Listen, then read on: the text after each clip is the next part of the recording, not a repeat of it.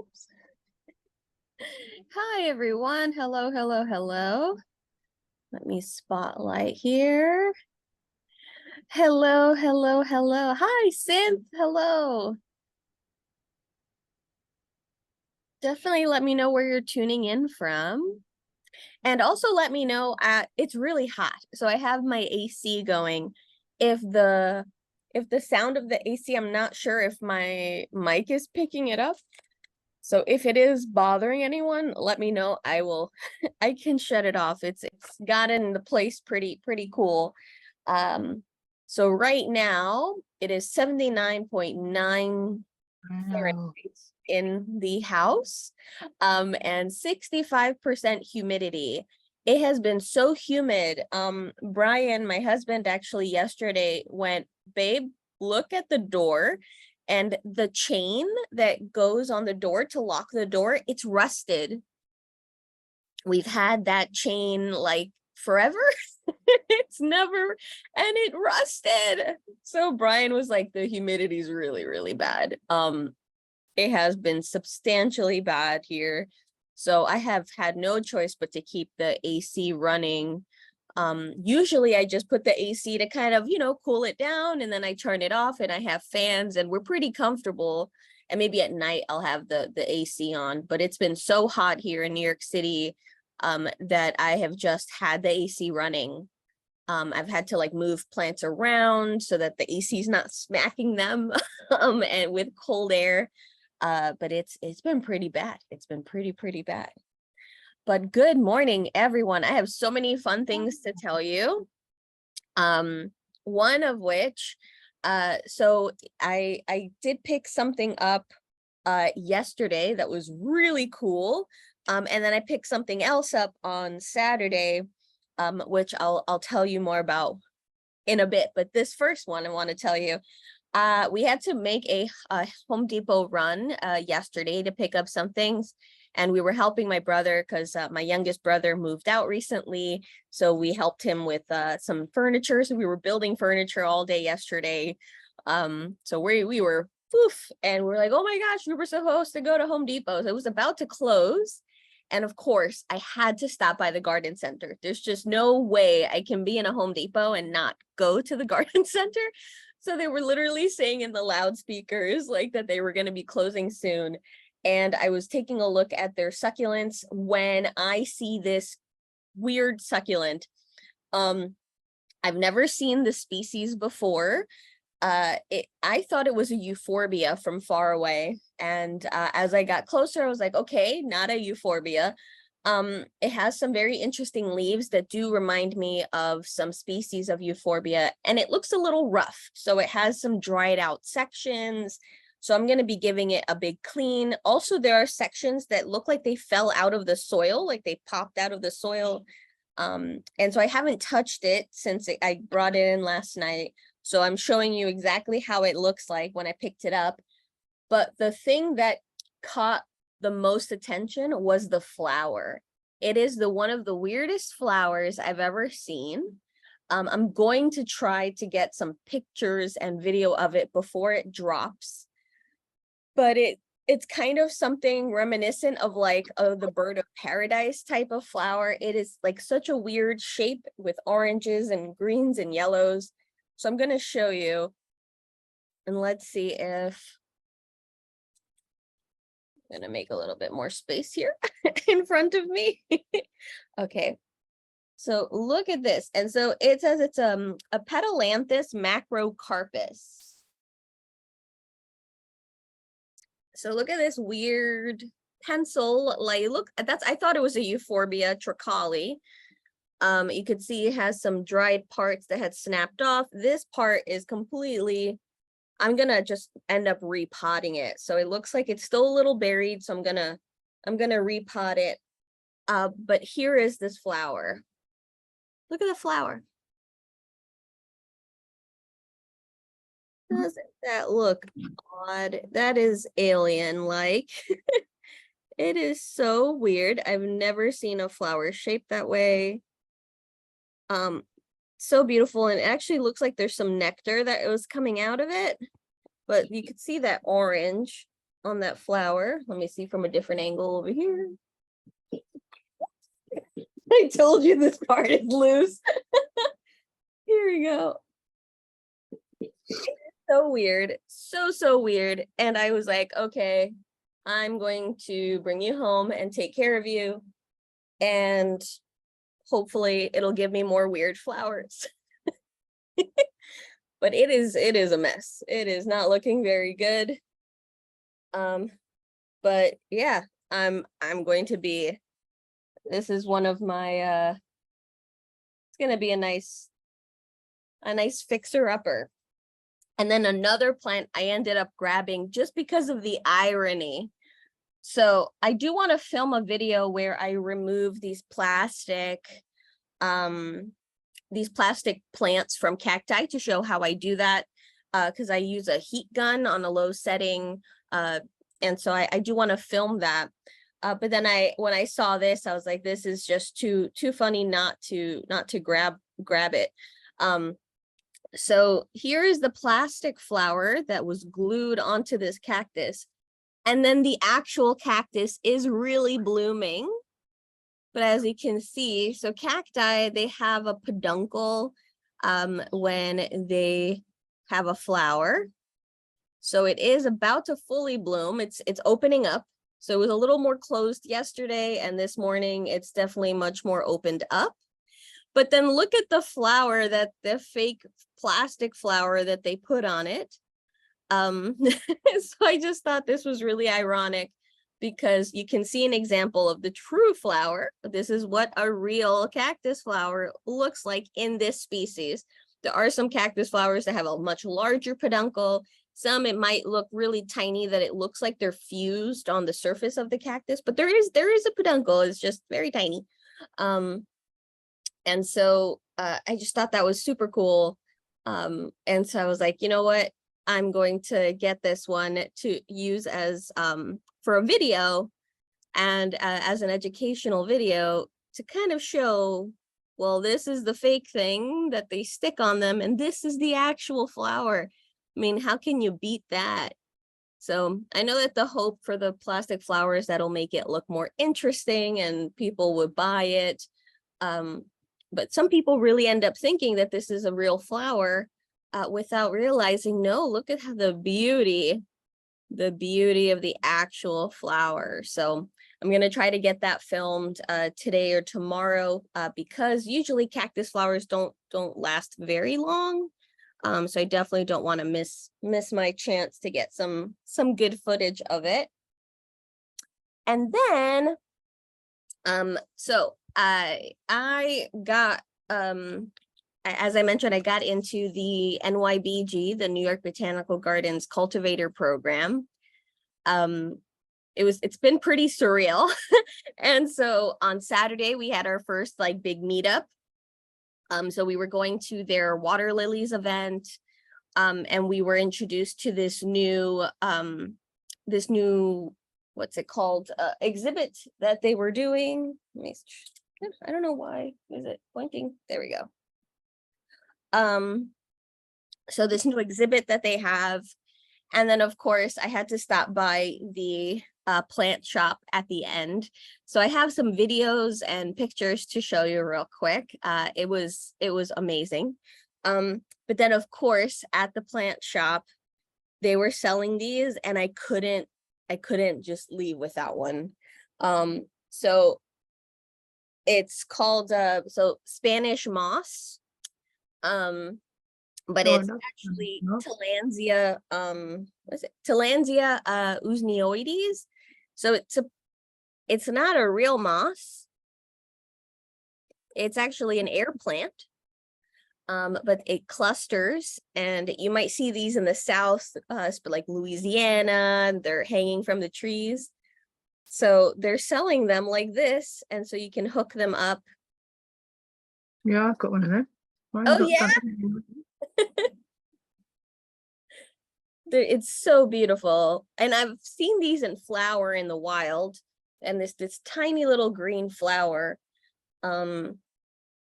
So it's so cool. So what the plan is well, right now our living room, we're keeping that a lot cooler because we have a lot of our foliage plants here. In our bedroom, we have a lot of succulents, so we're not too worried, in terms of heat, but the humidity, of course, lowering the humidity. But I'm thinking that the kitchen might be a great place right now for this guy because it's very, very humid. And then maybe if it's doing well and we start to enter the fall, I will probably have to put this in one of our terrarium tanks to keep it nice and lush, because it will start to dry out if, I mean, you do have to water it, of course, but it will kind of dry out once it starts to get a little drier, like the air gets drier. So I'm excited. This was super cool, and they were selling these for 12 a pop. So not too bad. So definitely excited to try this out. I really, really like, oh, so Judy, they call it, so the common name is Spanish moss, but it's actually a tillandsia. So it's actually in the same family as this Tillandsia ionantha. They're cousins, basically. They're in the same genus. But these are Tillandsia usneoides, usneoides, there you go, usneoides. So that means it looks like usnea.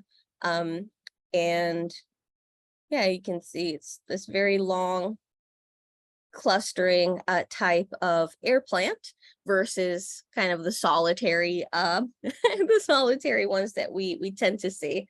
So super cool, super cool. So yeah, I'm excited to play around with that. But let me show you some pictures.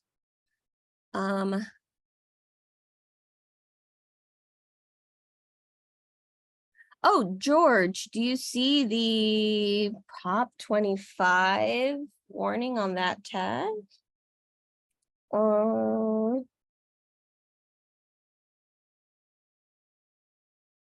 No, there's no propagation warning on the tag. Nope. And no, no. Synth, yes, the cactus flowers are actually beautiful. Yes, George, yes, I do realize there are a bunch of separate plants that are in the same pot. And so that one section is just incredibly loose. It looks like maybe it got pulled out during transit, or somebody tried to pull it out. I don't know. But it's substantially loose. So that's the first piece that I'm going to be potting up separately. Then there is a smaller piece as well that's also pretty removed. And then I am thinking about just, yeah, kind of giving it like a week or two to settle. And then I'm going to kind of go in there because there are a bunch of stumps and things. So I do want to make sure that I remove anything that's potentially rotting and give it like a nice fresh pot of soil. So it's absolutely cool. I really like odd plants, and so I'm definitely excited about that one. I did and thank you, George, for letting me know it's from Mexico. I hadn't done any research on them yet. I just picked it up last night, and I just went for it because it was super super odd looking.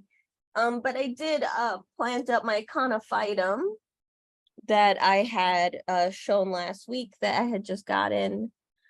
So right now it is in a very grit heavy kind of mix. There's like sand, perlite, horticultural charcoal, leca,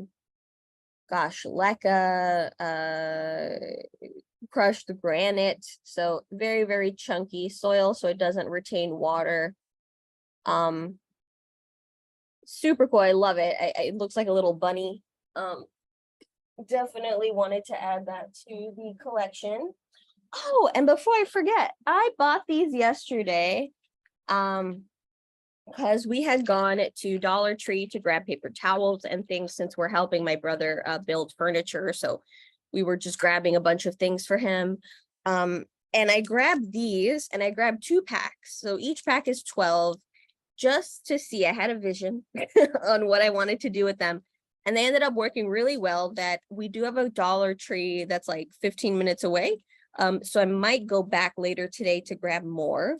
But so I had gotten these really flimsy plastic saucers for my tiny pots here. Pretty flimsy, and they kept breaking. They would split really easily. It wasn't working. So I removed all the little plastic saucers off of these. And I was trying to see if I could find like a better alternative. There are bamboo, but they're pretty wide. And I noticed that they retain a lot of moisture. So when you lift up the plant, sometimes it has mold on it. And I was like, no, nope. So I've been trying. So I found these that are meant for like cocktails, like for hors d'oeuvres. And so there are these little plates, and this was in the party section. And there are these little plates. And I said, I'm gonna grab 2 packs of these and just see. Now I have over 50 plants behind me, so I was only grabbing 24. And it was more so just as an experiment, just to see. Worst case, I figured I'd put some succulents in these, and no harm, no foul. But they ended up fitting perfectly. So some of these, as you can see, now have these little saucers on them. And it's great because after I water, I would put them back. And sometimes they'll have excess water that ends up just falling. And I have a cloth under here, and it was really messy. Or if there's any soil that comes out of them. So super cool. So I'm gonna grab a bunch more, because now I have like all of these right now have the saucers. And on this side they have the saucers, but nobody on this side has saucers. So I need to grab more of these. But they're super cool, and they're not perfectly square. They're like a little wavy.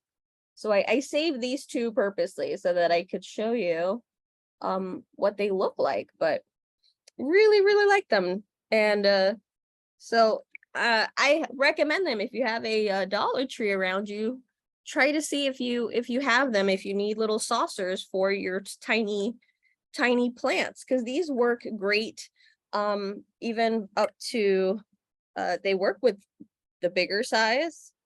So this is the 2.5s, and they work really well with the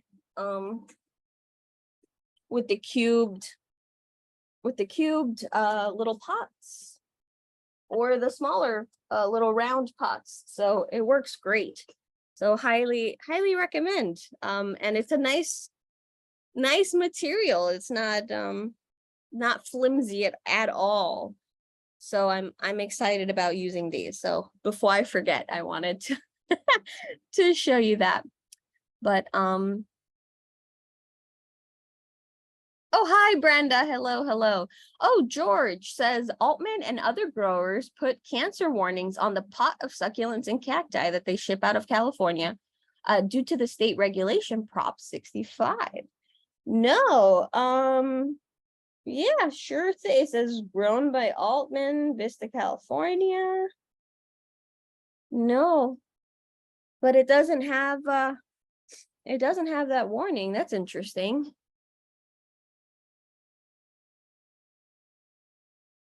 You see. Oh no, Terry. Oh. Oh gosh. Oh, and Synth, I'm so sorry. Dry as a bone there. Oh no. Whoa, George, I just realized 110 Fahrenheit in Vegas. Holy moly. Valerie, Jamaica Queens. Hi, you're not far from me. Wow. Gosh. Yeah, that's nuts. That is nuts. It's hot everywhere. All right, give me 2 seconds. I just want to show you real quick some fun things from the garden. And then I'll open it up for questions. So hold on. There we go. So let me put the video up there. This here.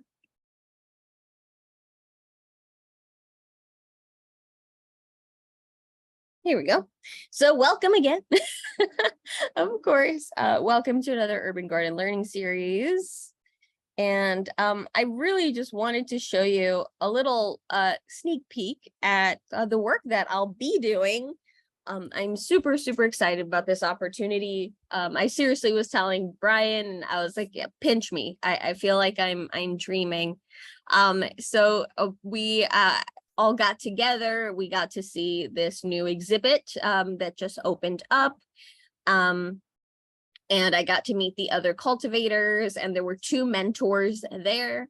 And so that was really, really cool. So somebody that, 2 people that will be able to kind of teach us the ropes and how to, make really great content. So I'm really, really excited to have all these connections.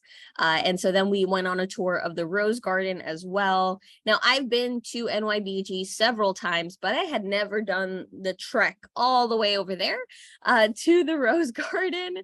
So I hadn't been to that part of the garden before. So that was super nice to get that opportunity while everything is still in bloom.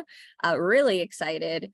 And I wanted to show you, so I definitely had a little fangirl moment because a lot of these influencers I did not know personally, like I hadn't followed them except for one. And I didn't realize who she was until she started talking.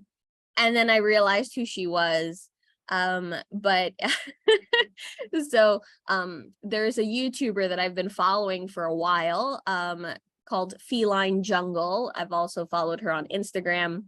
And I really like her stuff. She has these cats and she talks about having houseplants and cats. And so I've followed her for a while. And yeah, as soon as I heard her voice, I realized who it was. I was like, oh man. So I wanted just to introduce you real quick to who they are.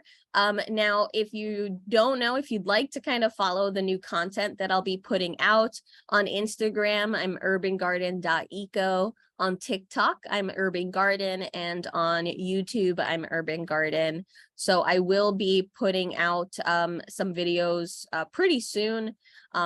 I'm going to be editing one that I did basically. I'm showing a couple snippets in right now, but basically it's going to be on the exhibit that's currently happening there. So I'll be sharing that and doing like a blog post about it. Really, really cool exhibit. But this is one of our mentors. And so he has previously partnered with the garden.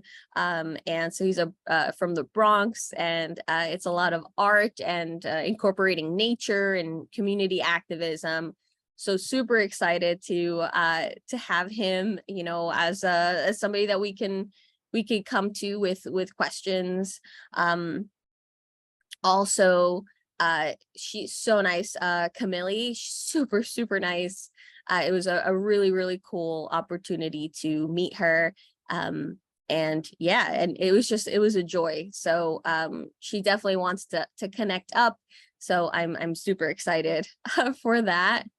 And then here's the rest of the team. So Feline Jungle. So super excited to be working with her.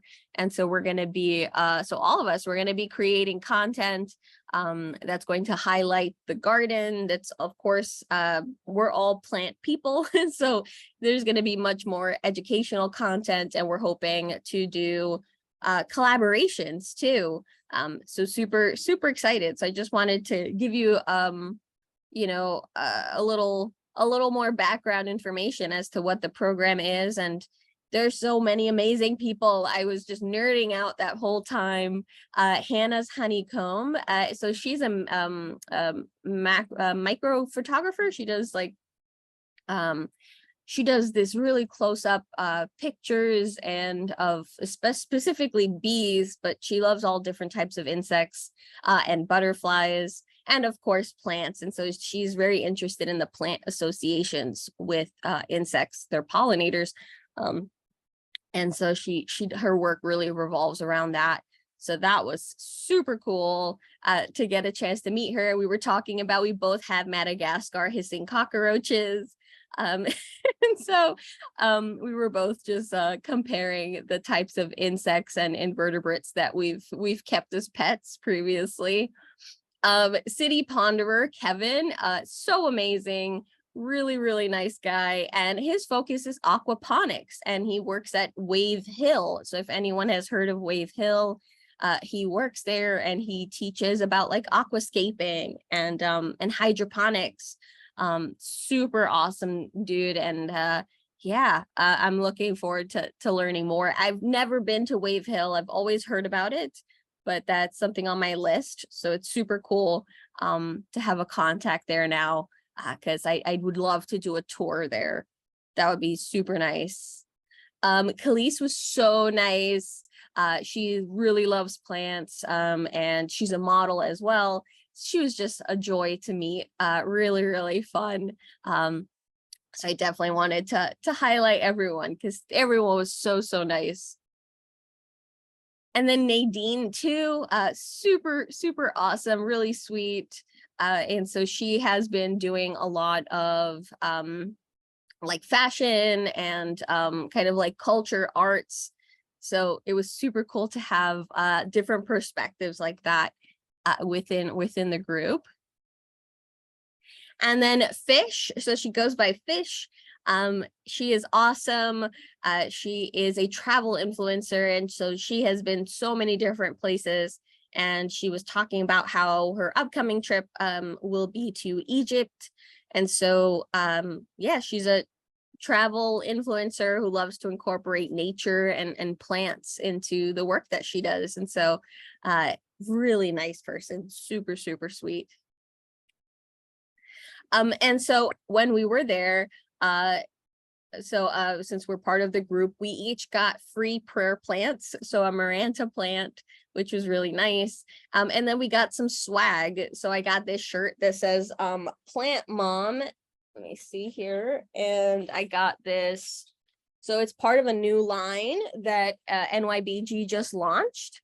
And then this cool bag, it says Plant Person. So of course, I was very excited about that. And then Plant Mom. So there's like Plant Kid and Plant Dad and Plant Person. It's awesome. So there's a whole thing. And then we ended up taking a tour of the conservatory. So I love this conservatory. I've been inside several times, but the last time I went to the garden, it was actually closed because they were switching the exhibit out. So this was my first time coming back since they had installed the new exhibit. And they were also fixing some paneling on the ceiling. So that was another reason for this. It was kind of like an extended closure. So yes, I was really happy that it's up and running again. And just a peek inside, they had these giant staghorn ferns. They had all these ferns, absolutely beautiful. These things are huge. They can definitely take you out if they drop. Absolutely ginormous. And just it was actually hotter in the greenhouse than it was outside. So it was yeah, the temperature was definitely much higher in there, but so beautiful, so lush. And I love that while they do keep it pretty, well managed, there are a lot of like the taller trees and vines that they kind of let grow wild. And I love that as you're walking through the path, you're like having to move things, or things are hitting the top of your head.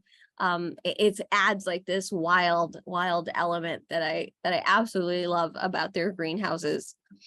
So this is the bat flower Taka, but this is what I wanted to show you. Oh, and I got these very planty nails I had my manicurist put a little leaf um on my fingers, but that was a huge gloriosum. There was so many Geperdias and Calatheas, um, so many, absolutely gorgeous. There was the watermelon vine, or also they call it the begonia vine.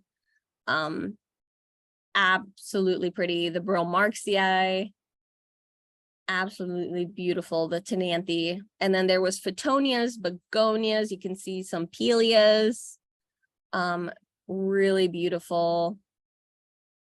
Look at those bromeliads. Oh, and these fan palms, like it, absolutely beautiful.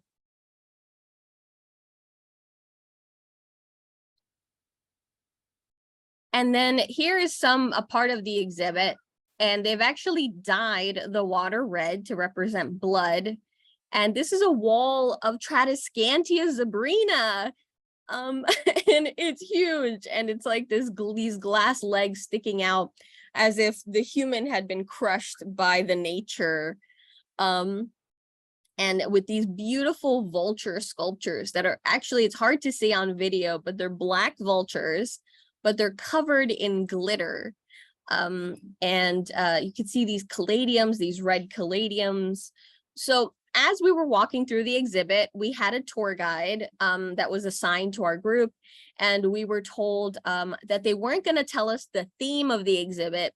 They wanted us to kind of walk through, give our impressions, and I really liked that approach because it's much different to kind of read about the exhibit beforehand and then go with these preconceived notions and like, oh, okay, yeah, I understand what the artist wanted to do, versus going in and going, you know what, try to think what is the artist trying to portray here. And I really liked that creative exercise. So as we were going around, you can see there's all these layers of reds, a lot of reds. There's these black vultures. So again, I'm looking red like blood. I'm thinking vultures like, you know, carcasses. I'm seeing these legs basically. And so these were the first pair of legs with shoes. There are legs spread out through all of the exhibit with just feet, so with no shoes. And I just kept thinking, well, death, right? But then I started paying attention to the plant choices. And that's when I realized there were a lot of toxic plants that were being showcased.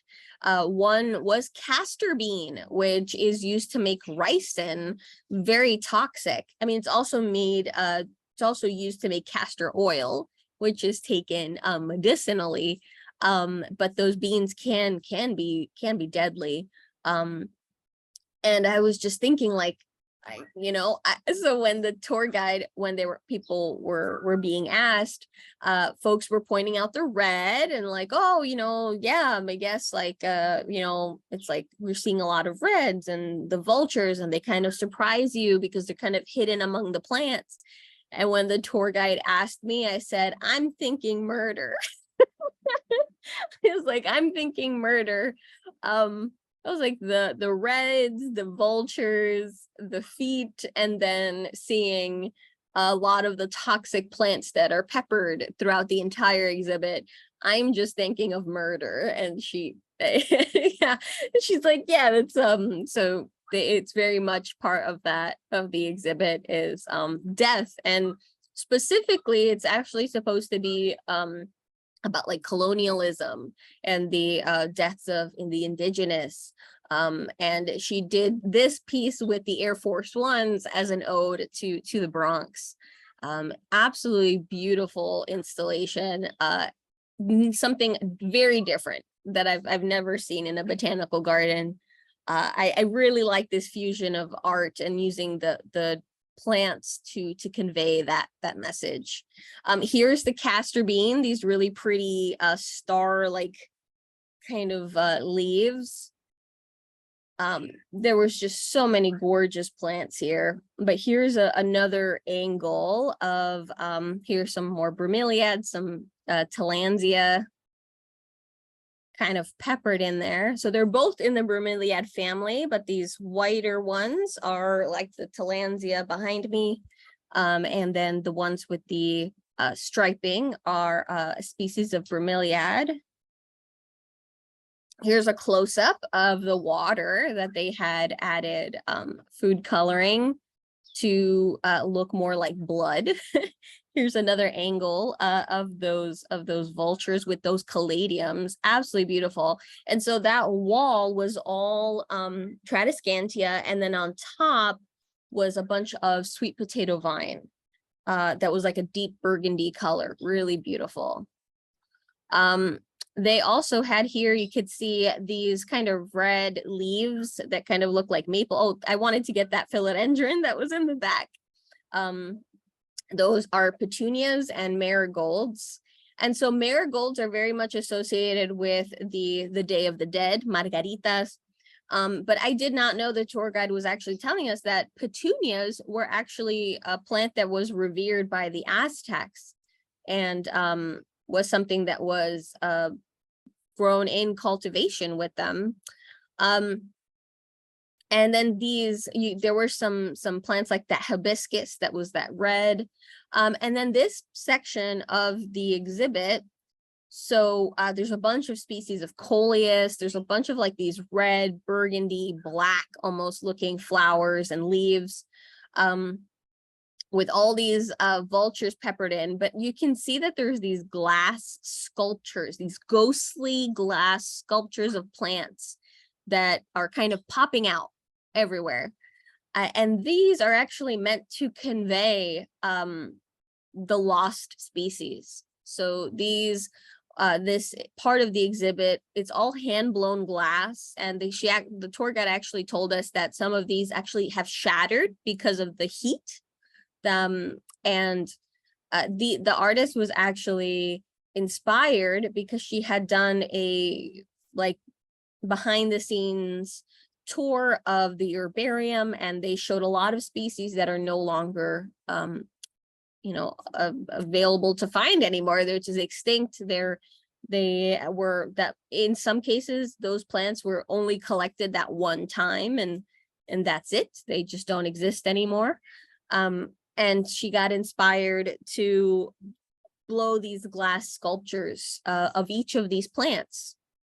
And she's peppered them among this kind of walkway. And they're kind of a memorial to all of the extinct plants. It's absolutely beautiful. And just again the repeat of the reds and the vultures. And of course vultures are super cool, and what I'm thinking of doing is I had gone to a great lecture with the Linnaean Society on vultures, and vultures are very important to the ecosystem. And that lecturer had told us of a really cool case study where I think it was a part in India where they had killed a lot of vultures there. They were purposely shooting them. People didn't like them. So they were actively like this active campaign to kill vultures.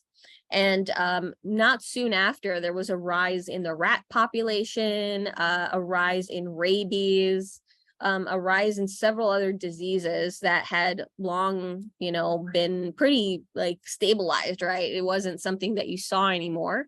And it ended up being because of the vultures. So vultures, they clean all that roadkill. They clean up these messes, they clear the death away.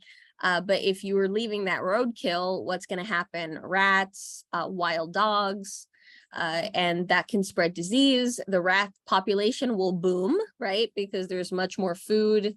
And it just had these really negative effects, and they had to actually do a breeding program to slowly reintroduce them.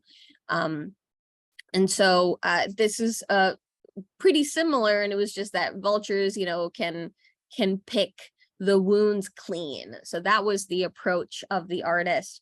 But being that I had seen that lecture and I had learned about that case study, I think that'll be a really cool angle. And so I'm going to be interviewing the lecturer, hopefully, and kind of including that in my educational piece. So super, super excited about that. Here's a closer look of a still of this wall of Tradescantia. Super cool, really, really cool. I really loved the use of so many different species that are completely different continents, all being, coming together for this. It absolutely beautiful. And then yes, let me see here. Here we go. So you can see the feet. I wanted to get a close up of some of these feet that are just sticking out. And then on this, you can see some more of the of the vultures just kind of peeking through. Beautiful, and she created all of these. So she sculpted all those vultures. She sculpted the feet, everything she did on her own. This is a Casa plant. I really liked the flowers. So let me see here. And there's a Bromarxii. I love these because I saw them a lot in Costa Rica, and they kind of do like a spiral. It really looks cool. And they had so many types of different palms in there. They had tree ferns. So really, really beautiful. Let me see here. Okay. So we also ended up exploring the grounds a lot more. So we had a little trip on the golf cart, kind of checking everything out. We got to look at the lilies that were in bloom. So there's some of them are just opening up. So I grabbed some video of that one that's actually blooming.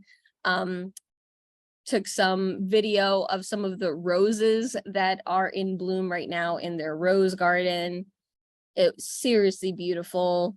I had a lot of fun exploring the grounds. Super cool opportunity.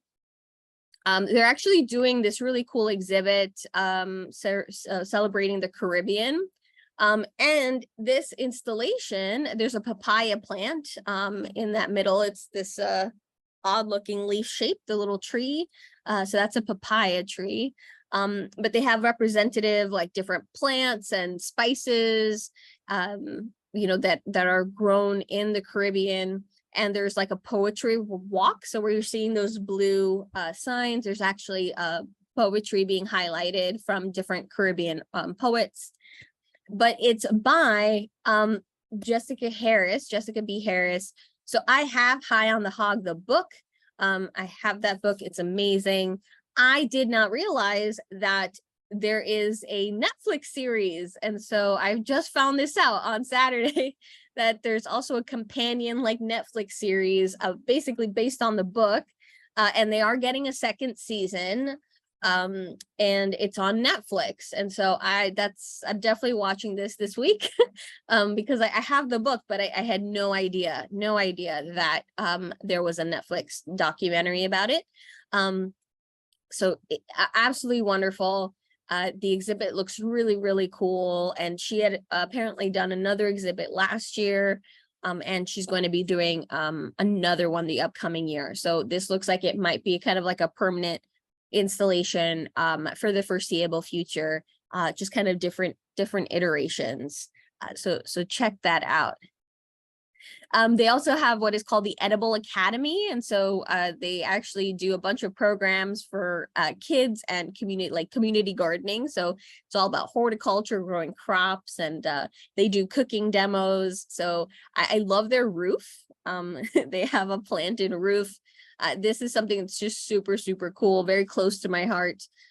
So if you do live in the area, this is somewhere where to go, and they do like cooking programs and things there, all like fresh produced, food, everything right there, literal farm to table right there. And here is just a great picture of their rose garden. Really beautiful, absolutely beautiful. And then of course this was their plant shop. So this is where I had to peek in before I left. I couldn't leave without peeking I mean, they had a really nice variety. They had a lot of species that I had never seen in their shops before. I've been in their shops a lot. I like lived at the garden pre-COVID. I was there 4 times a week, from 9 a.m. to almost 6 p.m. So I was there a lot. And I was in this shop at the end of every day. And the variety that they now carry is amazing. That was this really cool bromeliad, that anthurium, but they had different types of philodendrons. They had a bunch of different types of alocasias, and it was pretty reasonably priced.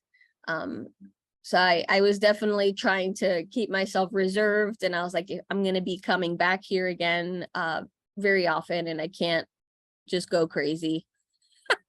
I can't go crazy and buy a bunch of things. So I stuck to a reasonable purchase, but definitely some cool plants. So I wanted to share that with you. And just I'll be opening it up for questions now, but we will be having so let me see, this is our plant clinic day. Whoops. And then next week we'll be having our open forum. If anyone does have any topics that they'd like to talk about, please let me know. That's definitely open. Folks can hop on and show their collections or talk about a certain plant subject that they're well versed in, that they want to talk about, by all means. And then just a quick for folks that do want to take part in the plant swap connections, if you're within the US, feel free to take a screenshot or scan the QR code, and there is a list where you can add basically any cuttings that you'd like to share, and maybe what you'd also like to get, so that folks can kind of see if they have that available, and we can start up a cool little plant swap kind of a little network. Also, if you are interested in offering a tip, if you're enjoying the classes on Monday, they're always welcome. So folks had asked me to put up my Venmo, so there you go. if that would be of interest. Also, folks had asked me if I set up a Patreon. I did, and it has been live. And now that I'll be putting out some of this partnered content, that's definitely going to be much more active. So pretty excited about that. Also, for folks that are interested in any of the products that I buy, that I talk about, these are not affiliate links or anything, so I don't get a cent from these. I'm just sharing a list of basically things that I've purchased personally that I've liked, and so they're all up on that list. So definitely check that out if that's if that's something that you've been wanting to know. Kind of a lot of the things that I've gotten can be found on Amazon.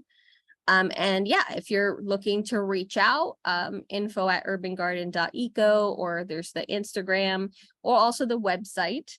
I did just do a class on flower essences that just went live at the end of last week.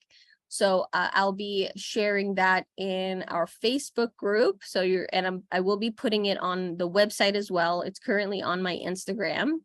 And it's available for free on YouTube. It's like a 35 minute kind of panel discussion.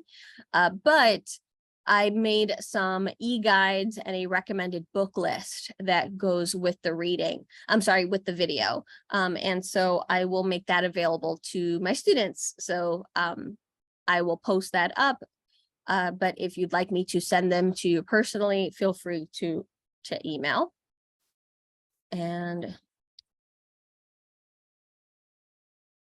yeah, so that I can send that your way. There's one that's an intro to flower essences, and it just talks a little bit about how they work, and then some associations between the seasons and things like that with different flower essences. And then I put together a e-guide, so the content in the intro to flower essences is by a flower essence therapist called Felicia Ho.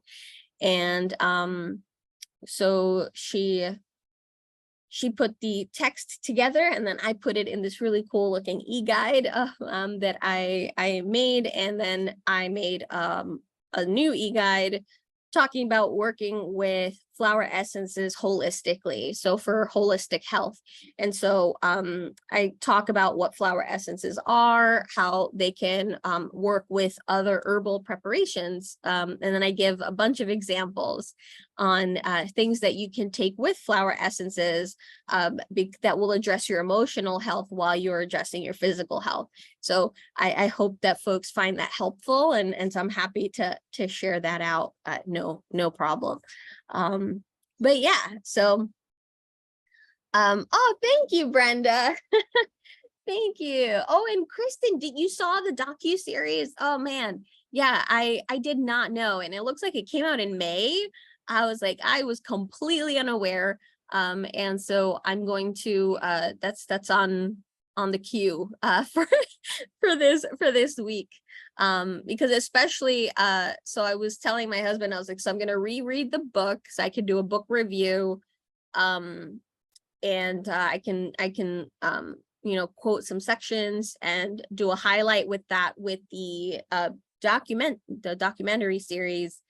And then I will go to the garden and do basically like a whole close-up look at the exhibit, like a tour video of the exhibit.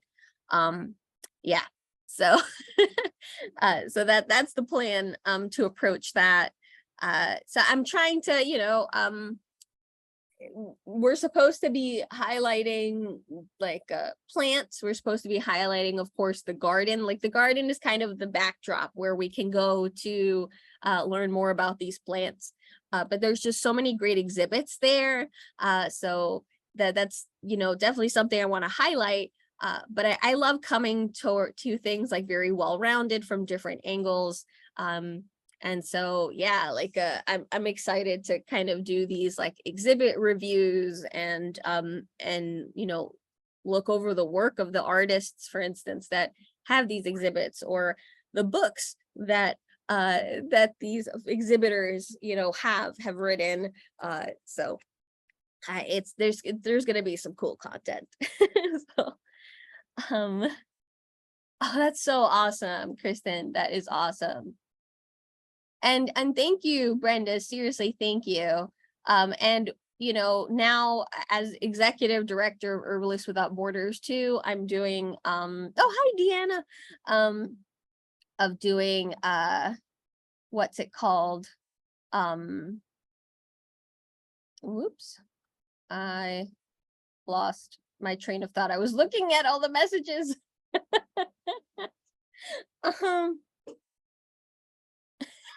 I'm sorry, I got completely thrown off.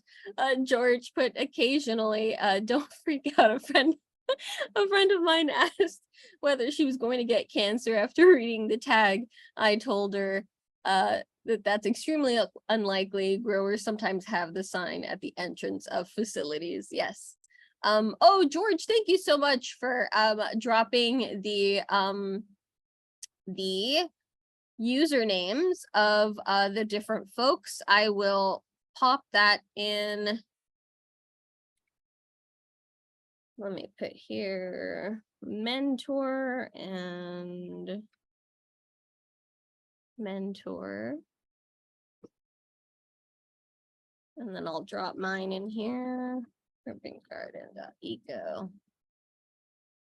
All right, so I'm gonna pop all those usernames. There we go. Into the chat in case folks want to check out their content. Thank you, Carol. Yes, I am the executive director for Herbalists Without Borders. So I'm also been working on their site. So I kind of did, it looks different if anybody is has been a member. I already changed the homepage, and yeah, I'm adding a bunch of new content, and I'm going to be doing a botanical, like a botany for herbalist series, but I'm going to be having it open for members, and I'm going to be inviting students as well. So you would all be able to view the classes and the replays, so you can come live, or you can just catch the recordings. So that is happening. I'm thinking that will probably be towards the end of August, beginning of September. I'm thinking it'll be like a six weeks of class. So it'll be like a 6-part series, but I'm not sure if I want to I have all the content already ready to go. So I'm not sure, like all the presentations and stuff. So I'm not sure if I want to pre-record, have folks watch them, and then each week just do a Q&A. So let me know what you guys think. So, you know, have the content, the videos up for them in this 6-part series, and then hop on once a week so that folks can just ask me questions in relation to the classes. Or should I just be doing the classes live? And it's just the presentation plus the Q&A all in one.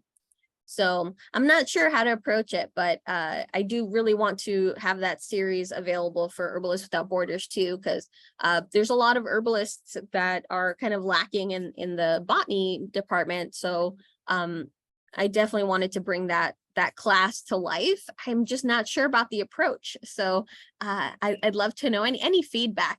Any feedback is awesome. Oh, Teresa, love the art and plants together. Kind of Rebecca Louise Law out of England. Thanks so much for your, oh, thank you. Oh, no, thank you. I really appreciate that. I seriously appreciate that. Thank you so much for tuning in. I need to look up Rebecca Louise Law. Hold on, let me copy and paste that, and just don't want to lose it if I lose the chat. Ooh. So hold on. I will quickly share my screen. I just looked up her name. That's so cool. These immersive installations with natural materials. Oh, that is cool. Wow. That is awesome.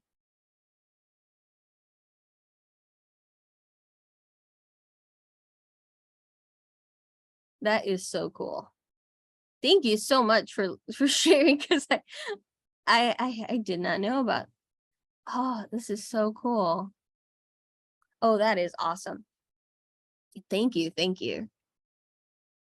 Linda, I have some plants that I keep on shelves beyond my ability to reach. Rather than climbing up on a chair, afraid of falling, do you have any suggestions of watering? Yes. So I have a lot of hanging plants. And so what I did is, I think I have it in the living room. So let me quickly see. I think I left it by my closet. Is it here? It is here.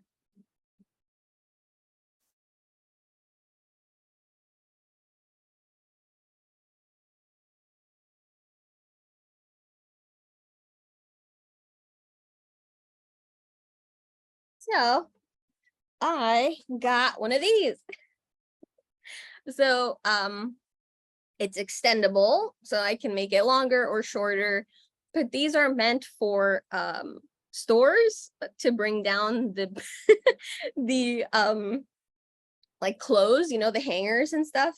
And so these work so great for hanging pots. So if you do have any plants that are out of reach, I would recommend to have them in pots that have that basically that hook at the top, like these. Let me grab one of these. I just watered this guy, so he's lower. So that has one of these, and just leave it.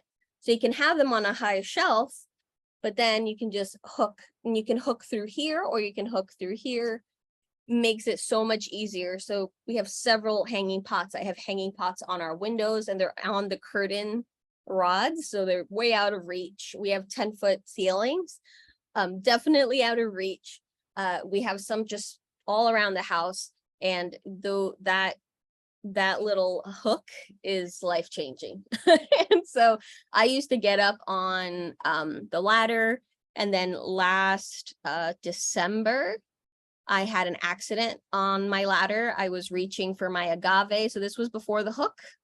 I was reaching for my agave that is in my kitchen, and I reached forward, and the stepping stool like turned, and I fell. I bruised my ribs. It was a very bad a very bad fall, and never again. So I ended up switching to using a hook, and it's been much more comfortable comfortable and much less risky, so I definitely don't you know, I understand wanting to utilize all the space. I do it too, but safety first. So with that hook, that'll make all the difference.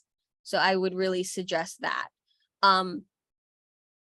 Otherwise, I mean, it's just really difficult, because if you were to put, let's say, some type of reservoir. So I have in my bedroom, like, we have these some succulents that are up high, and I have them in these little kind of like organization trays, right, that I put the plants in, and they are on a high shelf. And so with those, I'm able to just take the pitcher and put a little bit of water, and they suck up the water from the bottom, and that's it. I don't have to bring them down. I don't have to do anything like that, but it's still within reach. So I just have to tippy toe, and then it's totally fine.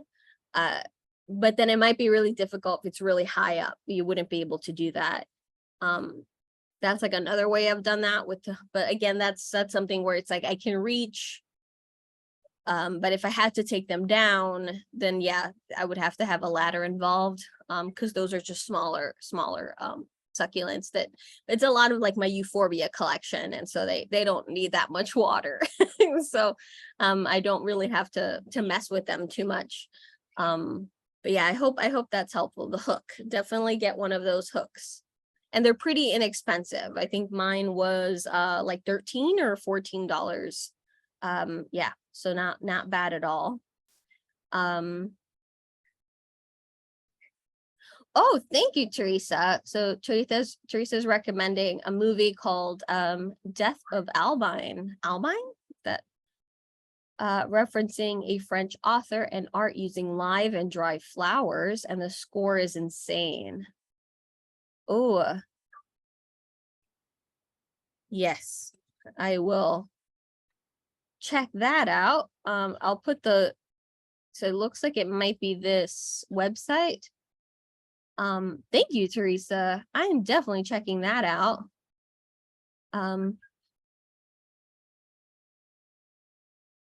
And then let me see. Oh, Brenda, you have a recurrent Dieffenbachia plant act to show sure. I'm not sure it's going to be able to be shown, but I will attempt. Okay, let me see. Whoops.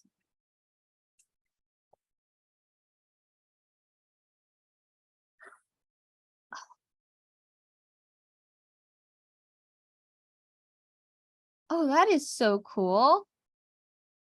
But see, I don't know if you can see that. Let me, right here.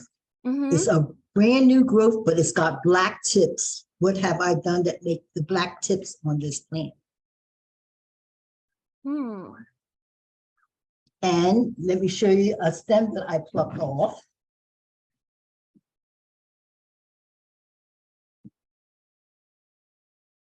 Oh. That came from that plant. So the fact that it's starting in the middle and kind of, that could be fungus. That could be fungus. That could also be root rot. But I'm not sure if that's a Dieffenbachia. Well, it didn't tell me what it is. This is that's the skew of that plant. Oh, I And I have shown you this a year ago. I am shocked at how beautiful it keeps growing. see. All of this is all this new stuff. See all the new leaves? You can see the color of the new leaves, and it has just keep growing and growing. But I get this black tip stuff. Yeah, I mean, it kind of looks like that might be a spathiphyllum, which is a peace lily. Oh, Now they it has really never like, bloomed. It just keeps growing green, green, green. yeah, it can. It's like a hit or miss with with getting them to bloom indoors. Mhm. Now when they get black, the black tips, Yes. so that can be a couple things. So sometimes it could be if there has just been a rapid change of humidity in the home. So something like maybe you started having the AC on, or Yes. okay, there we go. So it's like something where it wasn't like a gradual change, but rather from one day to another, all of a sudden the humidity was greatly skewed. That can cause them to start getting brown tips. That can happen with peace lilies. Palms are notorious for that. The dracaenas, like the marginatas, like the dragon trees, they'll start to get those crispy tips after like ACs are turned on, or sometimes people will start to use an overhead fan that they weren't Okay. using, and so then the humidity kind of goes bonkers. Okay. So that can happen. I am worried about that leaf though, that completely Now rotted see, out. this is a new leaf that's just coming out, and you see how it's curled, and yet it has a black tip. This one right here in the Yeah, center. I see it. See that? So I And think, that's a brand new leaf, and it makes you feel good. But then it's got this black. And I thought one time you gave one where it's dehydrated. yeah, So what I did is I took it and I watered it from the top and allowed all that water to drain through. And that's when I started seeing more of these black tips coming on the other things. okay. So I'm happy with the plant because it has grown so much from last year. But what's this black stuff coming at the tips? That bothers me. Yeah. And so, I mean, that could also happen. So it could have been the change of humidity. So it could have been a twofold issue where you saw the black tips and then you changed up the watering, right? You gave it like an extra amount of watering, but now you're seeing Rush. more black tips. Yes. So it could be that it's a humidity issue. And then maybe adding the extra water might have been just a little bit too much extra water, which the plant didn't very much like. It can cause a little bit of root rot sometimes, and it can show in those tips. Now, I don't see anything. It doesn't look like any of the other leaves are substantially affected. It just looks like a couple of them with these black tips. Mm-hmm. So now peace lilies hate being moved from the rooms that they live in. They really don't like change. Like transitions are really difficult for peace lilies. So if you're able to move her within the same room, but maybe farther away from an AC or somewhere where it wouldn't be as Okay. drafty, where Yes. there's no window, where she's still getting the same amount of light, but there's just nothing that will skew the humidity around her. That might be a little bit more helpful because it'll just kind of stay more constant. I mean, I have it on a large dining room table where okay. there's lots of light coming in there. It's on the western side. I need to move it further away from the air conditioning. I put it near the light so they can get more light, but that's where the air conditioning comes up from the floor. Yes. It's the AC most likely. Most likely the AC is causing it. So usually when those tips happen, like for peace lilies and for species like that really like wet feet, and all of a sudden you're seeing like a lot of those tips, one of the first like top things, because you kind of go through the process of evaluation. So it's like, okay, was there a change of light? Was there a change of temperature, change of humidity? And then you're like, if none of that happened, then you can go down like, is there a pest? Is there rot? You know, you kind of go down that list. So one of the first top things that I see with a lot of peace lilies is just a rapid change of humidity. Yes. They will exhibit that as kind of a symptom, like a reaction to that rapid change. And one of the causes of those rapid changes are like fans, ACs, or in the fall when it starts getting colder and now people's heat goes on. That's another one. So it's just like a rapid change in temperature and humidity can cause that. And then when you said that it's like right there by the AC, so it sounds like that might that might be the issue. Thank you. You're very, very welcome. Yeah, it's definitely fun. It's like yeah, it's definitely like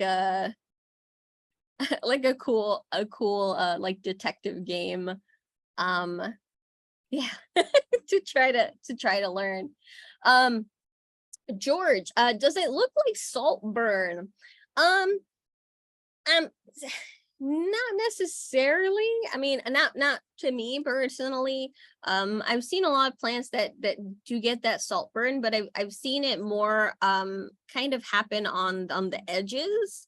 So sometimes when the salts build up in the soil, so some folks, if sometimes you might see, like if you're watering, especially with tap water, that you'll start to see kind of like a crusty, it's not mold, so that's not what we're seeing, but it's like a crusty white kind of speckling that starts to happen on the soil. And so this is an accumulation of like mineral salts. And so usually a good rinse with filtered water tends to help. But some plants are very sensitive to this salt buildup. And they will start. I got the hiccups. I'm feeling myself. I was like, oh, I just had 2 hiccups. But yeah, so you can start to see it will actually start to burn some plants. So some plants, they're pretty resistant to it and they don't mind a little bit of buildup.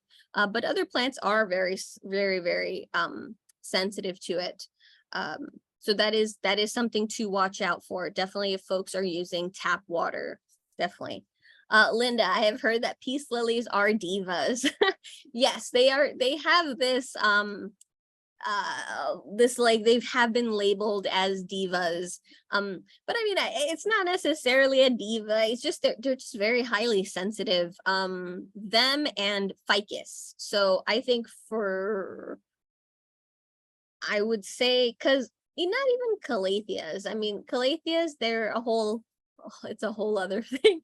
But if you have the right light and the right humidity, calatheas are pretty chill, they're pretty great.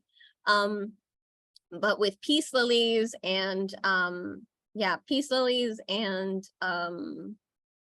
ficus, like fiddle leaf fiddle leaf figs, and the benjamina, like the weeping fig, a lot of those species, it's if you move them, they will drop a bunch of leaves, they will just not look great. They really, it's just about like this acclimation. So it's like they get very stressed out when they have to kind of reacclimate. It's just really hard on them. And so if there's like a change in light, if there's change in humidity or temperature, if you move them like completely out of a room, it's one thing if you kind of move them slightly within the same room, just slightly, like if you're thinking about moving them towards another window, for instance, do like, I would do that kind of gradually instead of all at once. If it's going to be like a significant change from like to a completely different side of the room. But yeah, if it's just like a slight couple feet, it's not too bad. But yeah, they can just be really, really sensitive to those changes. And so yeah, so then that's garnered them that reputation of being divas. And Teresa, yes, that is an odd name for the movie.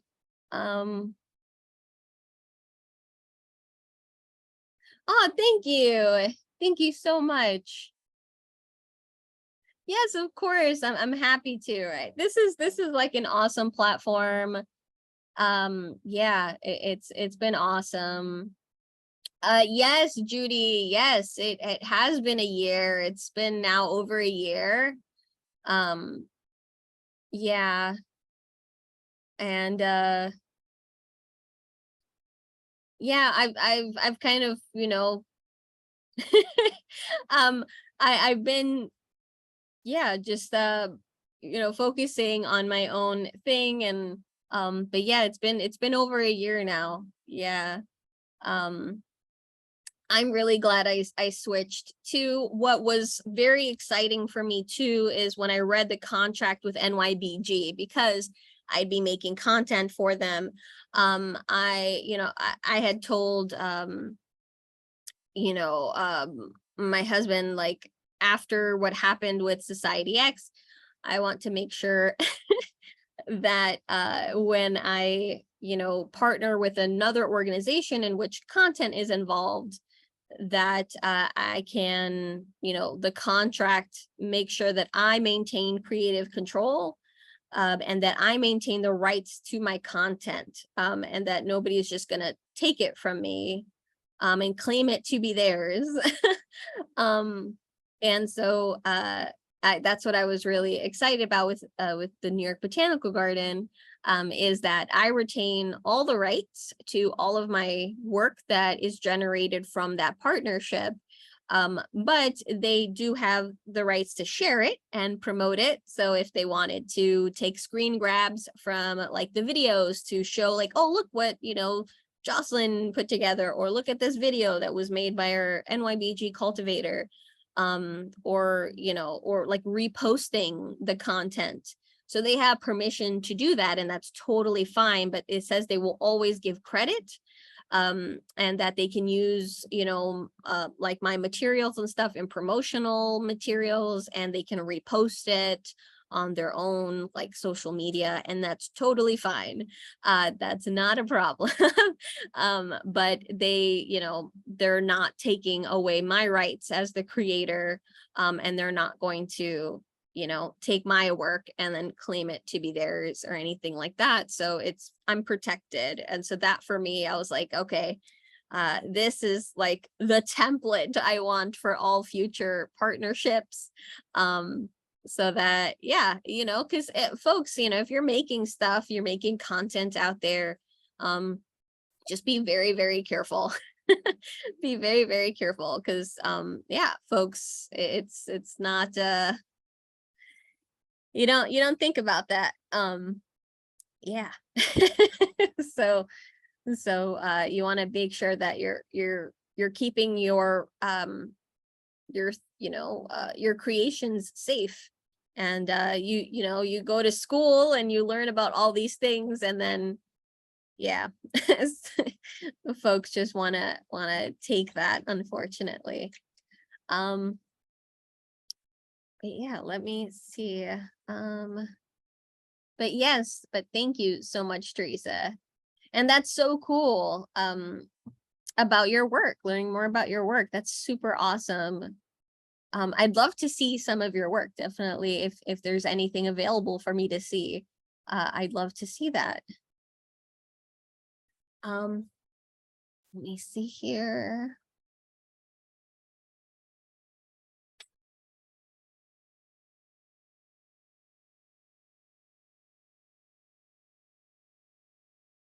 Just reading I get like a lot of these direct messages on the chat. Oh man, all right. But yes, Judy, yes, happy, very happy about that. And what was that? There was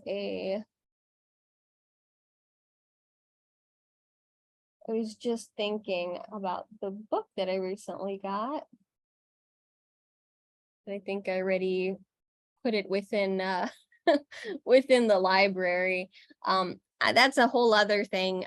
For folks that are interested in books, This is a feat that I'm hoping to really kind of set a better pace for, is I'm trying to see if I can kind of inventory all of my books that are plant related, so that I have a running list, because I really want to do more book reviews. And so I recently did a book review on the book Radical Remedies. Trying to see where that is. And I'm going to be doing a Instagram live, hopefully, with the author. Let me grab that book just to show you.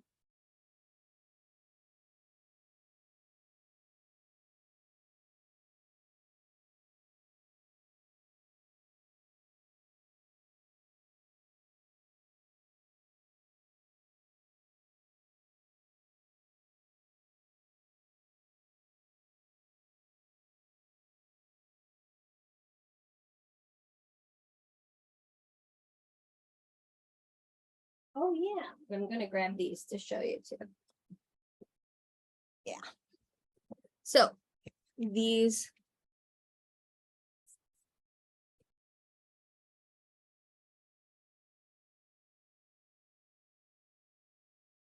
Oh, thank you, Holly. Yes, no, the video from Herbalists Without Borders was pre-recorded, so we recorded it just ourselves. So we just published that before the weekend. So let me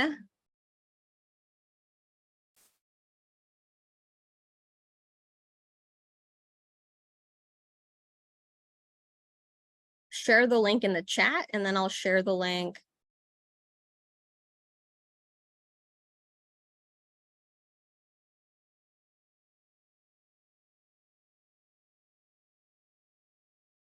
Okay. Here we go. So here's the link for the YouTube. And then for folks that might not have the Facebook access, so that is the reading list. And then let me click on here we go, to log in for the portals. So let me just get those links for you.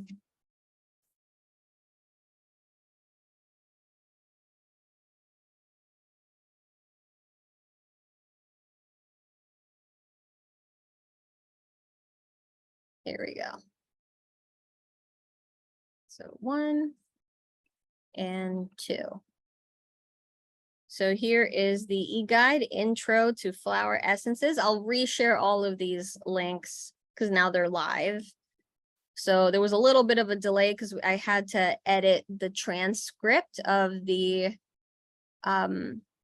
video, because when YouTube made I had to delete the original upload, because when YouTube made the subtitles, the automatic subtitles, and none of the flowers like that we mentioned were spelled correctly. It was saying flour, like baking flour, Flour, and the names of the flowers were completely wrong. It just wasn't getting it.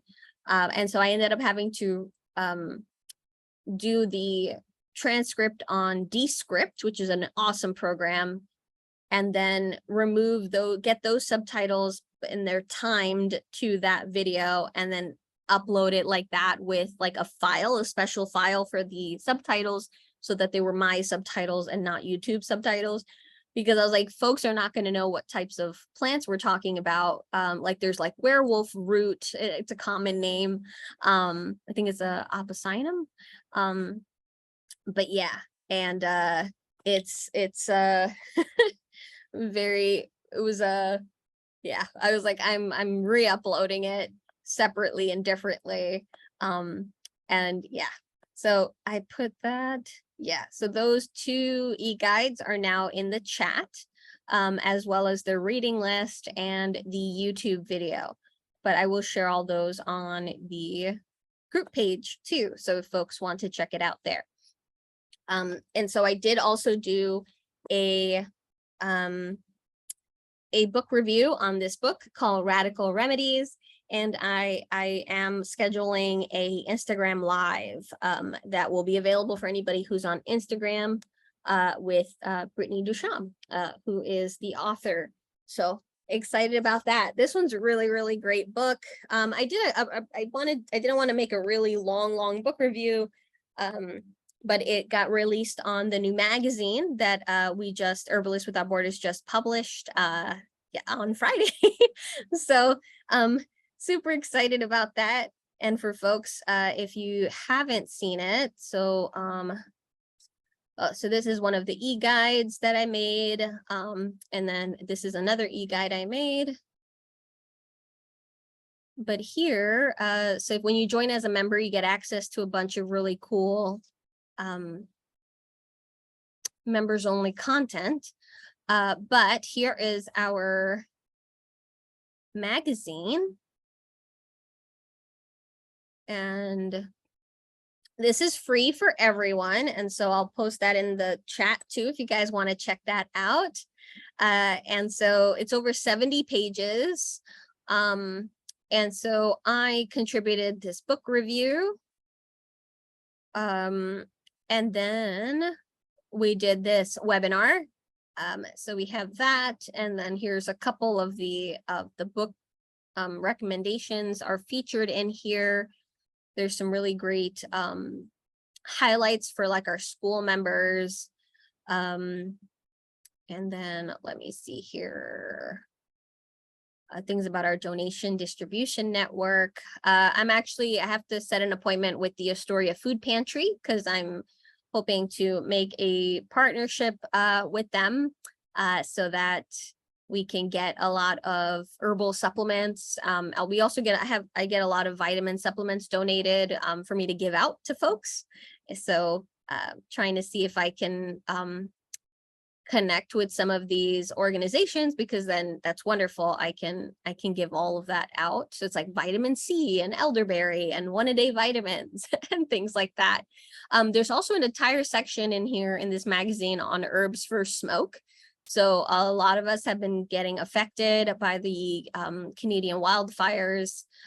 So, you know, for folks, this is definitely, there's a bunch of recommendations for things you can try to alleviate any symptoms that you might have associated with being exposed to that much smoke and the bad air quality.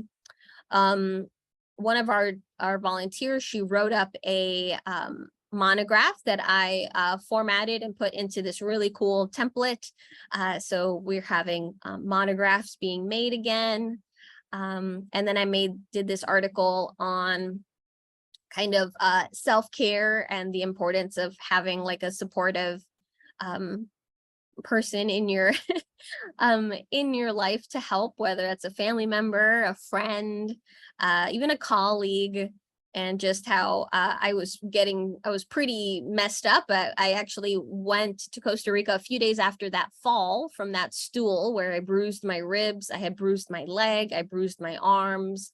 I was not, we thought I had fractured my elbow. Thankfully, it was a bone bruise. So I didn't fracture it, but I was pretty messed up.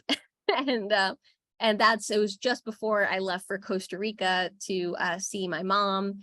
And so I talked about kind of that and how she kind of treated both Brian and I, because Brian was also, you know, really exhausted with work, and kind of treated us with some traditional medicine too, from plants that she would forage herself. So I did a little highlight on that. And yeah, there's a bunch of recipes. It's so cool. I'm really, really proud of how this came out. And yeah, and it's open to the public. There are a few things in here that, you know, if you try to click into them, you would have to be a member to access further. But the articles are all here and available. And there's like a free calendar and stuff. And yeah, so, and there's some highlights of some of the groups that I manage in the organization. So I'm the only staff person. So I just have a really nice team of volunteers that help me with like the newsletter and with things like that. But I do the day-to-day for Herbalists Without Borders now. And so yeah, I've been splitting my time between Urban Garden and Herbalists Without Borders. So yeah, if folks are interested, I mean, of course, I'd love to have you as a member, but there's so many free things that you can check out, like on the blog and things like that. So you don't have to be a member to access any of that. So if this is of interest, if Herbalists Without Borders is something that really floats your boat, you know, it's something that you'd like, yeah, you can join and all that jazz. But I wanted definitely to share any types of different resources that I create. I want to make them available to my students as well. So you also get access to that. So don't worry. Oh, you're very, very welcome. Oh, Marianne, so my friend had a cutting of a begonia rex, but the cutting has grown without markings. Is that usual? Okay. Yes. So what can happen sometimes is that some of the coloration on certain plants is very much triggered by the types of light that they're being given.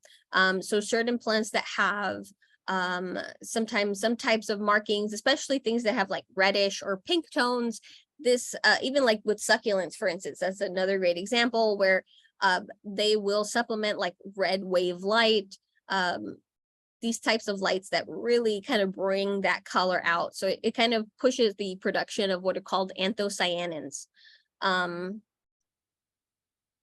so like for succulents, and it makes them appear like, say, more red and then once you take them home and you have, you kind of, you know, you don't have like the grow lights on them and you have them on your windowsill, you know, your really pretty pink succulent that might look very pink start, you know, like has like a nice red edge and thing, it starts to turn more green. It's just not, so I know that can happen with a lot of succulents. And in terms of a begonia though, I mean, I know it can happen with succulents. I'm not sure if maybe the type of light that it was given maybe brought out some more colors. I know with begonias, they have a lot of what is called blister variegation. So I don't know. And did it lose completely its markings, like whatsoever? It's just lost its colors completely, or is it like that red pink kind of coloration that the begonia might have? So yeah, because I just know that that can happen with certain species, like with succulents specifically, because a lot of these, you know, they'll be nice and rosy and red because they kind of make them purposely blush. And they look really, really beautiful. And then once you take these and you don't have a grow light, they just turn green again. And that has happened even with like my panda plants. They had really nice dark edges. And I have them in a southeastern light and they've all grown green. So they lost that coloration. And I think it's because I didn't put them under like grow lights. I just have them with regular sunlight. And they've become green. They've become green. Oh no, Holly, that palm that grows weird plant, whenever I use the humidifier around it, that dies, but the real plant isn't growing. I would like to donate to you, donate it to you. I mean, I would love to take it. I'm definitely interested in the weird plant with the weird octopus arms that you were getting.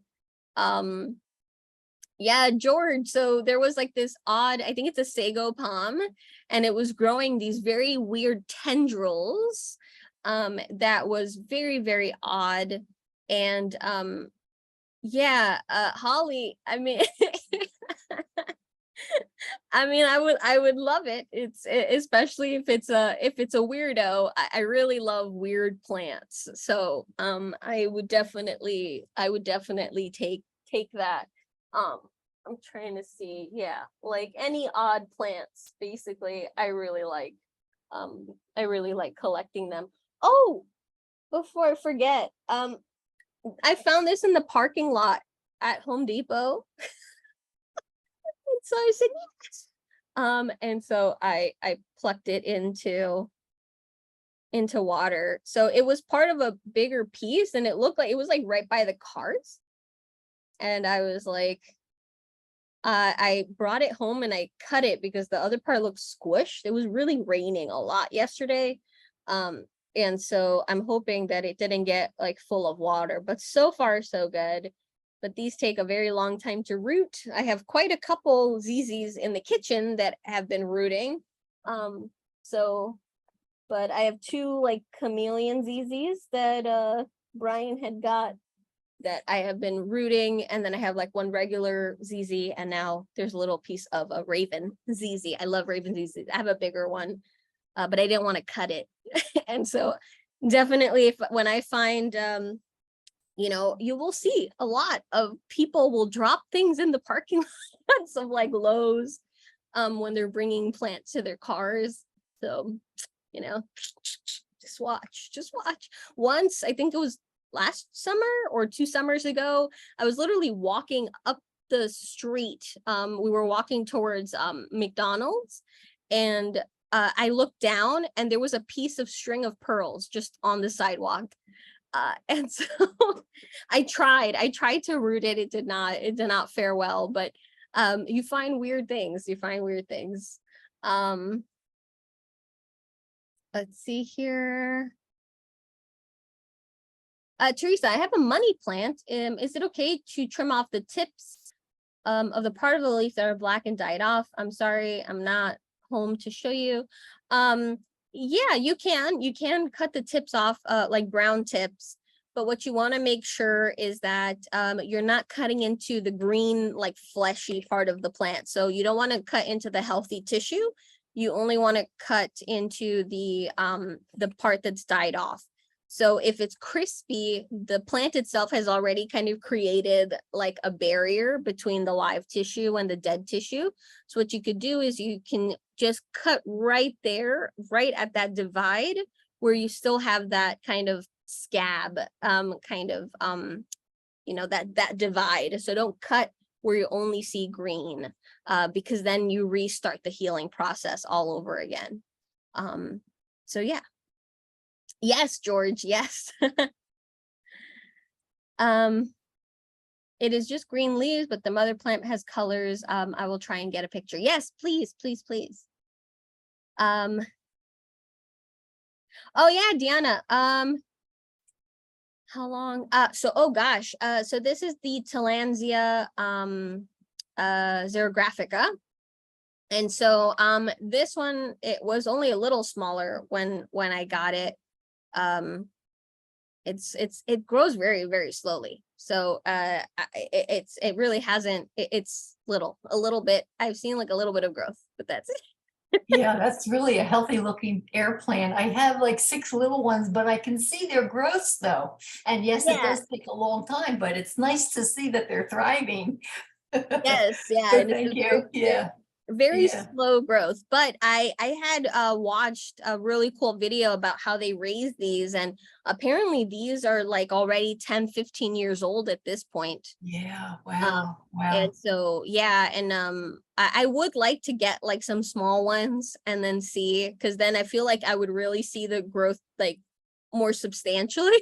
Yeah, like that's really nice. Oh yeah, that's new, you know, but Yeah. it's very hard to see. But I feel like if I get them smaller, I'd like to. And the prices for these have dropped dramatically. So Okay. pre-COVID, these were like $80, $75. So now I've been seeing big ones like this for about $32 to $35. Wow. Smaller ones, like maybe like that big, like within the 20s, like $25. Wow. Yeah, and Really like good prices now, yeah. yes, Yeah. and then the tiny ones I've been seeing for like 10, 15. Mhm. And so yeah, no, but they're one of my favorites. I absolutely love them. they definitely appreciate much more light. They like a lot Okay. more light, and I don't submerge these in water. Like the Ionanthus, I do. I completely, like last night, when I was watering these guys, I popped this into one of the containers I use for bottom watering. Mhm. And I just pop it in there and I let it soak up for about 40 minutes or so. I've left them longer for like an hour and a half even. So, Yeah, but these like to get dunked. Those it's more of like a mist, or at most it's like a very quick dunk and shake. But okay. usually it's like a really strong mist, but then you want to put them upside down on a towel so that all that excess water that goes into the middles and in the ridges Mhm. gets removed. Yeah, okay, that's exactly what I did yesterday to them. I don't have that particularly one that's behind you, but I have the other ones that you just showed. I'll have to take a picture of them and send it to you next time, Yes, Josh, please. and then maybe you can tell me what one's not to soak for an hour. Yes, no, please. Okay, Yeah, because okay, thank you. you're very welcome.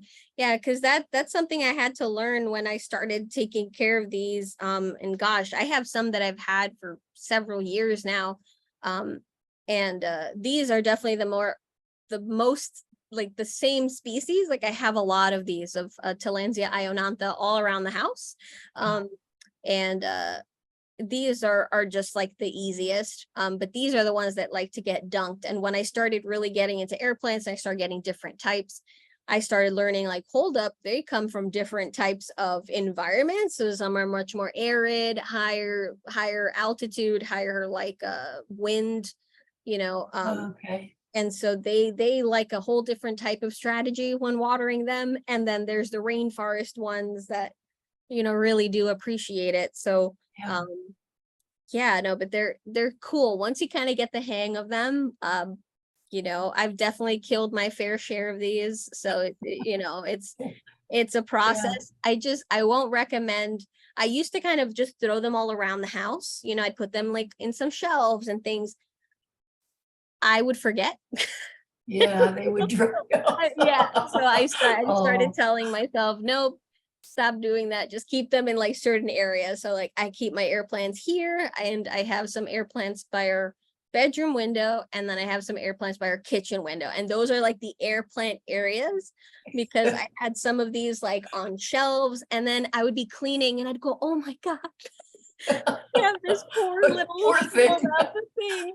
And I was like, okay, no. I Oh, can't, because then I end up hiding them from myself. So oh, I was like, no, because I was buying at one point, I was buying these like 30 a pop in a box. oh, wow. Because I really like them. And so I was like, no. So now I have like I think last count was 17 or 18 of them. But the majority of the species are I like are that. the Ionanthas. These Nice. are great. Yeah, nice.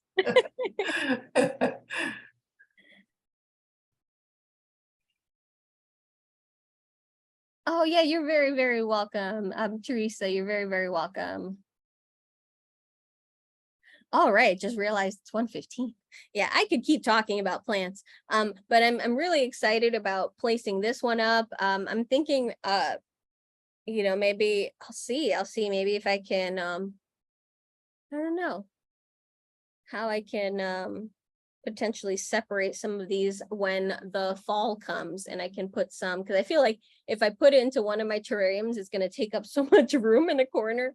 But I'm Yeah. thinking my geckos might like it, because I have some like plants with our geckos. We have yellow-headed like the mini, they're micro geckos, I think called micros, or yeah. They're really small geckos, and I have two males. And they have like a mustard colored head, and then the rest of them is like a chocolatey color. They're really beautiful. They're actually not skittish. I've got them to the point where of course, if I'm like cleaning around their tank, they're running around because they're terrified. The hand is like, you know, in there. But when it's like feeding time, or like I'm just changing their water dish or something, they'll actually come out and I can scratch them under their chin. And they're so tiny. And so they're really, really mellow. And so they let me pet them. But I feel like if I were to put this in there, they would just like go go in there. And I would never see them again. So, yeah, but they're super cool. I really like keeping, like geckos and things. I want to get some more micro geckos. Holly, are those Usnea plants that are used for tea? So they look like Usnea. So the scientific name is Tillandsia. So it's the same member of the family as this guy, so same genus. But this is Usnea oides. And so oides means that it looks like the plant, the name that's in front of it. So Usnea oides means it looks like Usnea. So if you see things like the Pilea peperomoides, and so it means that it looks like a peperomia. So it's a Pilea that looks like a peperomia. And so this is a Tillandsia that looks like an Usnea. So, but it's actually a Tillandsia. It's actually an air plant. And so you see these, growing like on trees and things like that, especially in the South because of the humidity. But I fell in love when we were in Louisiana. I loved seeing these everywhere. I tried to bring some that I found on the floor. I brought some home, but it dried out so quickly and I could not keep up with it. But this is cultivated there at the garden, and they said that right now, especially for the summer, that as long as you're keeping it like in a humid room, they do really, really well. But in the fall, they might die on me. And then I said, well, I have terrariums. And so they said that should work. So we'll see. Wow. We'll see. So Jocelyn, well, my first glance at that, I thought it was moss, like the Spanish moss. It looks similar. No, it is. So I've never seen that. I've never seen that air plant. Isn't that incredible? Yeah, and this is Spanish moss. And so it is. That's the common name, but Spanish moss is actually not moss. So Spanish moss is a air plant. Okay. And so it's just okay. Wow. Look, you can really see that it's actually it's an air plant. Super cool. There's also like ball moss, which is I think it's Tillandsia recursa or recursiva. It might be recursa. But those are the ball moss. And so those kind of cluster like in a circular form around branches. And they're also called ball moss, but again, they're air plants. Isn't that something? I've never seen it green before. I always see the brown hanging on the trees. Yeah. I think that, and it makes me think that it's the tree is dying. And so the plants have died. So, yeah, that's a shame. There's a lot of it down here. Yeah, and like it's all about like the atmospheric humidity, and so they don't harm the trees in any way. But it can get pretty substantially heavy, like especially if they get like the bigger air plants or bromeliads as well that are growing on the trees in the South. If the tree is already old and potentially structurally unsound, the added weight of the plant of the like bromeliads, that they're not hurting the tree, but they do collect water like in that center cup kind of. So it's like you have the weight of the plant, the weight of the excess water, and then the tree branch is already old and let's say might already be dead. And then it can cause the branch to come down. So a lot of people remove these plants thinking that they're harming the tree, but it's the opposite. It's the tree's already on its way out, and these guys are just using it like as a scaffolding, and then they just end up coming down with the branch, unfortunately. But yeah, no, thankfully they're not parasites or anything, so they're not harming the tree at all. So they're harmless.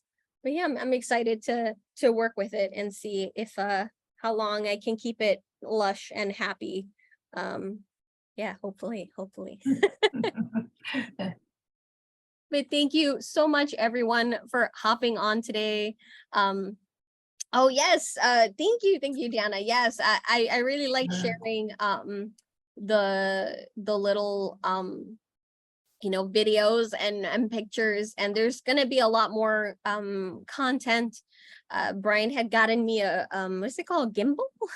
And so it's like to keep my camera steady and stuff. So and I'm upgrading my microphone so I can do some more videos outdoors with better audio, because yeah, the little microphone I had, it was like very sensitive, so it kept making sounds like as I as I moved. And so I was like, so we're upgrading the microphone, and yeah, I'm hoping to, hook up with folks to do like new interviews, to invite like different types of experts to like exhibits to check out. So I have so many ideas, and I'm really, really excited to have you have you along for the ride. So it's super cool. Like this, I still like being there amongst everyone, and and it's like a whole different culture, because these folks are influencers like as their day job, and it's like I work for Herbalists Without Borders. I still have a paid job. I also work part-time for the School of Evolutionary Herbalism as well. And then I have Urban Garden. But then it's so cool to see folks like just doing what they love every single day, and they don't need like a day job. And I was like, oh, I'd love to get there. I would love to get there. Holly, yes, I will definitely let you know what I get. Right now my phone is the video camera, but I have the gimbal. I don't know the name off the top of my head, but I can share that with you. And then once we upgrade the mic, I've seen a couple, so we're gonna figure out which one to get. I'll definitely share that with everyone so that folks have access to that. I'm not I won't gatekeep any of the materials or anything. So so yeah, I'm happy to share that once I have them, because I don't have the new mic yet. I have the old mic, and I'm not going to recommend that one. It was just not good. And yeah, so I'll definitely share that, so no worries. But thank you so much for tuning in, and yeah, I'll see you next Monday. Please enjoy the rest of your Monday, enjoy the rest of your week, and stay cool. For folks that are in really hot areas, please stay safe. And if right now you're getting slammed by that poor air quality and that smoke, definitely there's a bunch of really cool preparations that you can make that we included in the magazine. So feel free to download that and check that out. So yeah, I hope that's helpful. But thank you so much, everyone. Have a great one. Bye Yeah, for you now. too. Bye. Bye. Aw, thank you so much, Darlene. Bye.